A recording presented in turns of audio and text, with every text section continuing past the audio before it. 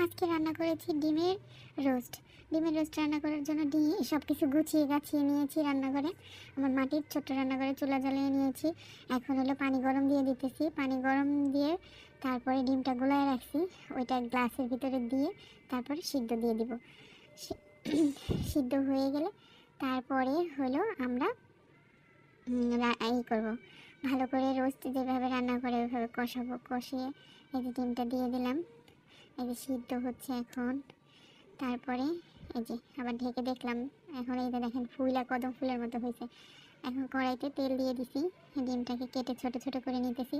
এতটা বড় ডাকা রোস্ট বানানো যাবে না, তার জন্য এই যে ফুলে একটা একদম বড় বড় হয়ে গেছে। দেখেন কীরকম দেখতে সুন্দর লাগতেছে না, মনে হইতেছে কি জানি ভাজতেছি। আমার খুবই ভালো লাগছে।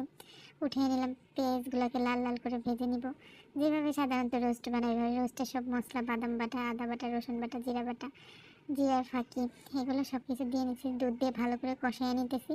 এই যে কষানোর পরে এরকম একটা কালার আসবে, যত কষাবে একটু চিনি দিয়ে দিলাম। তারপরে এই যে ডিমগুলো দিয়ে দিছি। এখন ডিমগুলোকে ভালো করে নাড়াচাড়া করে একটু কেওড়ার জল দিয়ে দিয়েছি, একটু গোলাপ জল দিয়ে দিছি। এখন দুটা কাঁচামরিচ ভেঙে দিছি, একটু ঘি দিয়ে দিছি। ঘি নাই আমার কৌটায়, তার জন্য এখন বেড়ে নিতেছি। আর একটা বাটিতে বেড়ে নিয়ে এখন হলো ওই কড়াইতে একটু তেল দিয়ে পোলাওটা ভালো করে কষিয়ে নিতেছি। রোস্ট রান্না করলাম, পোলাও না হলে কি হবে, এই যে বাড়ির চালের পোলাও, একটু পানি মনে হয় লাগতেছে, হয়ে গেছে। দমে দিয়ে দিছি, এখন বেড়ে নেওয়ার পালা। আমরা সবাই মিলে এখন খেয়ে নেব। এই যে প্রথমে মিহাকে বেড়ে দিলাম, এই যে বাড়ার পরে এরকম সুন্দর একটা হয়েছে।